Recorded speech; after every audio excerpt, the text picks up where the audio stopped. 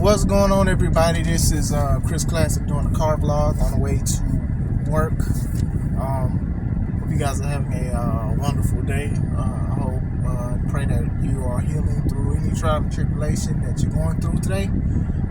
Nobody tells you today, remember that God loves you, Christ loves you, I love you. I'm praying for us through trials and tribulations, good and bad. Just rejoice in the Lord. I wish I could say this was a very positive thing, but it can lead to that. But you know, for the past 2 days, we've had two wrestlers pass away. Wednesday we had Terry Funk, and then yesterday was Bray Wyatt. He passed unexpectedly at the age of 36. So I did want to talk about them for a little bit. Terry Funk is a guy that's been wrestling. He was wrestling for 5 decades, probably even more than that. And the first time I seen him, I was watching Raw at my great-grandparents' house because we didn't have cable. And he was teaming with Flash Funk, who is Two Coast Scorpio. And that was the first time I seen him. Now, when I seen him, I was like, this is an old man. What is this old man doing wrestling? Like, this dude should retire. Like, I wasn't privy to a lot of guys that are very old or old-looking wrestling. So that was the first time I've seen him. And then I'm also from Texas, so, like, you already know how much name it holds a lot of weight, not only just in wrestling, but in Texas and stuff like that. So the older I got, the more I was looking at some of his stuff. I'm not going to sit there and say I watched everything, but I watched documentaries and things like that. I remember watching Beyond the Mat, and it was talking about, like, wrestling behind the scenes, and they were saying, like, he had no cartilage in his legs and things like that because he continued to wrestle. They recommended him to not wrestle, and it was like one of the key things I remember in the movie. And it was just like, I didn't think about wrestling at the time. I was just a fan. And I was just like, man, why would you do this to your body? Why would you go through these kind of things? And my take on it is, as a wrestler, I understand now. I truly see now. Some of us wrestlers, we going through things that we'll never recover 100% from. But wrestling is all we have. Sometimes wrestling is all we know. You get what I'm saying? Sometimes we'll sacrifice our whole body. We'll sacrifice our life to do it. And I'm not sitting here saying that's always a noble thing, especially, you know, when you got to value your life, man. Life is so precious, man, for real. Like, we just look outside and just look at how beautiful life can be. But sometimes somebody's perception could be different because they're going through trials and tribulations. You know, me having a family and things like that, I can't keep risking doing crazy things in this wrestling world. And that's why I'm very critical on a lot of things. It's not just, oh, I'm bitter or I'm upset or whatever like that. It's just, you know, I do care for most well-being when it comes to these kind of things. You know what I'm saying? Like I said, Terry Funk, man, like I watched the Rise and Fall of the ECW DVD. Yes, I had the DVD, don't judge me. And they were talking about how he was a central part of it, and they were even showing how he won the ECW title doing that attempted moonsault, and how it helped ECW from where they were at and things like that, and how emotional it was. So it's just like, you know, on the things he's done for WCW, WWE, things like that, tagging with Mick Foley to go against Edge.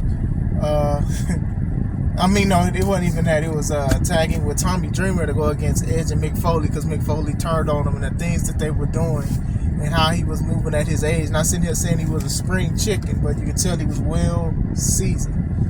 So I remember C-Red telling me a story about, you know, he really shouldn't even be driving, and he drove himself to a spot to wrestle, or he drove to the airport and wrestled. He wasn't even deemed to take care of himself to even wrestle. That's just how much wrestling he wanted to do. It wasn't that long ago he told people stop sending stuff for autographs, you know, because he wanted to enjoy his life. So him passing away is always, it's just a big sad story. Death is a sad thing in itself, but sometimes it's a transition. You know, death is a part of life, not the opposite. So praying for his family through everything, praying for people that are deeply affected by, you know, a lot of wrestlers all talking about it and how they were inspired by Terry Funk. So it's a big thing when we can all come together. Most of the time when it comes to death, that's like one time that the wrestling world as a whole, independence or mainstream, comes together as a whole in like solidarity. So most of the time it's with death. it could be more to it, but like I said, if we could put ego and stuff to the side, things can happen. We going to Bray Wyatt passing away yesterday. Now, if you are a fan or a new fan or watching this on Facebook, you guys know how critical I was on Bray Wyatt, the character, and things like that. And it's not all his fault. Of course, it's not his fault. I wouldn't be like, oh well, you did this. This is your fault. Shame on you, or anything like that. Some things I liked, some things I didn't like. But one thing that I did like about Bray Wyatt was that he was the algorithm. And if you're on social media, you know what that means. That people are going to keep talking about you. There are wrestlers that will pay people to talk about them on social media. Bray did not do that. Even before he got released by WWE, he had a big following. That's a big thing, to have a big following in wrestling, because wrestling fans and wrestling can be fickle sometimes, to where they only give you a chance or half of a piece of a chance to be impressive. And if you mess up, then they boo you, or you should lose your job, or you should do this and you should do that. And with him, he's had like many different iterations of himself, and people supported. I'm not saying everybody did, but at the same time, people was patient with him. They saw that he had a vision that he wanted to express. Unfortunately, I don't think that he got that much time to do it. I don't know everything behind the scenes. I'm not even going to sit here and act like I was a fly on the wall in the situation. But this guy was one of these people that was compelling, to where people supported everything that he did. You get what I'm saying? And trust me, as a wrestler and people who look at this kind of stuff, it's hard to try to keep people interested in you, especially if you're not wrestling. Like, even when he got released, he's going to AEW, he's doing independent, he's going to Japan. What is he doing? Because he always had like subtle hints and cryptic tweets and stuff like that. He was never clear about what he was doing, but almost everything he posted, people love that. You got wrestlers that will literally kill for that kind of attention. Even before this untimely passing, people were like, oh, he's coming back, rumors. Like, some of the stuff is true and some of it wasn't. That's just how big it was, because people didn't know. People wanted to see him. People hoped to see him. Now, you do have some people that weren't big fans of him and things like that, but they knew that man had pull. When he returned at Extreme Rules, I had chills. You know what I'm saying? It was a big thing. It was a big moment to see this guy come back and things like that, and then people was critical, of course. Like, wrestling is with criticism, so I'm going to sit here and say that. So, like, if I came on here and on this platform and just said, like, he was the greatest, this and that and all of that, things like that, he was the greatest or something, I'm not sitting here to deny you or disagree with you, but for somebody that has been looking at it and been talking about that, I feel like that would be disingenuous. But as the person, I've heard all great things. Everybody's heard great things about Bray Wyatt, even in the back, in the locker room and things like that. Some of my homies took pictures of him and things like that. I think he sent some clothes to somebody that got bullied and things like you haven't heard anything about him bullying somebody, mistreating somebody, or anything like that. So that's always a wonderful thing to hear about a wrestler. Like, I'm sitting here, like, just because you may not support somebody, would never be like you need to lose your job or you need to do that, because one, people need their livelihood, and two, he has kids. And even outside of that, why would you wish that upon people? And I will say that, a little sidebar, is just that you don't have to be negative because you don't like something or whatever like that. You get what I'm saying? You shouldn't have to wish the end on anything. A lot of people said he was in the back. There was rumors he was in AEW. There's pictures. Like, he was seriously the algorithm. And he just showed how much importance he had as a wrestler. You know what I'm saying? It was very important. People was just showing pictures of his family and things like that not too long ago. And then, unfortunately, this untimely passing. It takes it more sad because a couple years ago, Brody Lee passed unexpectedly. Like, we didn't know what was going on and things like that, and he expressed how sad and how much he missed his friend. And then now you dang near get choked up looking at the pictures of them together and edits that people are making together. So yeah, man, life is short, but even though it's short, you got to make it special. And he's made it special to a lot of people. Like, a lot of people are broken from this kind of thing. And, I hope and pray that whoever is affected, obviously his family and things like that, we overcome this thing and we heal, and we look back at the memories, we look back at the good times and things like that.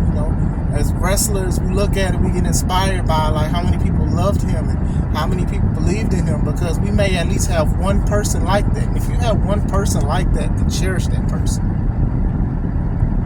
That's all I'm saying. Just cherish. Sometimes we just have to cherish what we have. Sometimes we want more and things like that, and that's fine. Please don't be greedy and please don't be selfish, but there's nothing wrong with cherishing the things that you got. The people who invest in you, who buy your merch and things like that. There's nothing wrong with that. So like for him to like pass the way he did, it's a very sad situation. You think about his family, you think about stuff that he's doing, you think about what his future was and the potential. It always sucks when somebody who had all the potential in the world and could possibly change anything to just pass like that. And it's unfortunate. And the thing is, I think that he could have had 20 different versions of himself, and a lot of people, especially his core fanhood and fandom, they would be into it. They wouldn't be tired. They wouldn't say do something else. Me personally, if I had to choose out of the versions that I've seen Bray Wyatt, I did like the Wyatt family thing. I thought that was more interesting than Firefly Funhouse and everything else. But that's a cool thing when you can sit and you can think about which version of this character or this person did you like. Why did you like this person? Sometimes you can do them all well. You get what I'm saying? So, like I said, the world is grieving. The wrestling world is really grieving on this situation.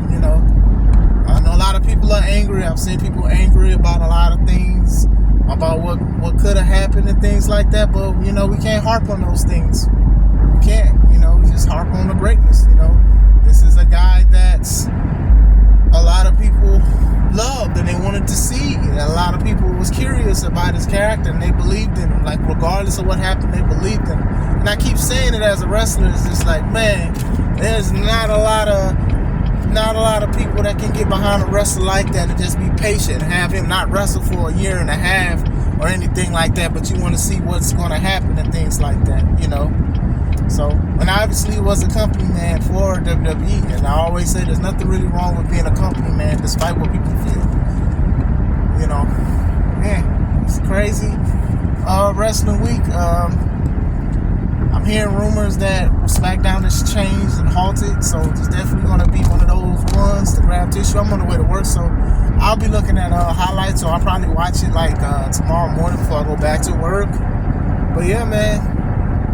Just make sure that you show people and tell people that you love them and stuff like that. Bray passed, and then yesterday, like after I found out he passed, my mom called me and she said that she loved me.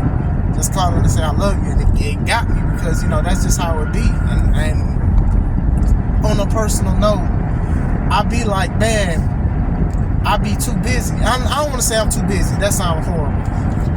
Dang, man, I need to call my grandma. I need to call these person. I need to call that before it's too late for either me or them and things like that. And, that does get to me a lot because I keep saying I'm going to do better. Then I do all right. And then I mess up. But, call somebody and say that you love them. Like I said, it's just a thing. I just get lost in life.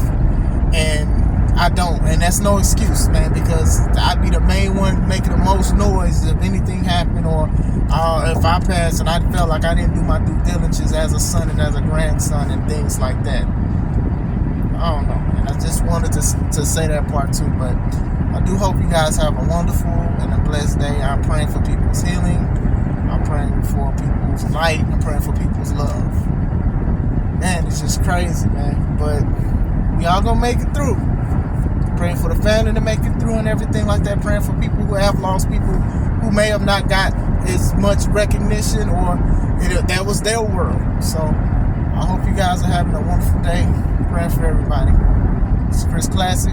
Let's take it home.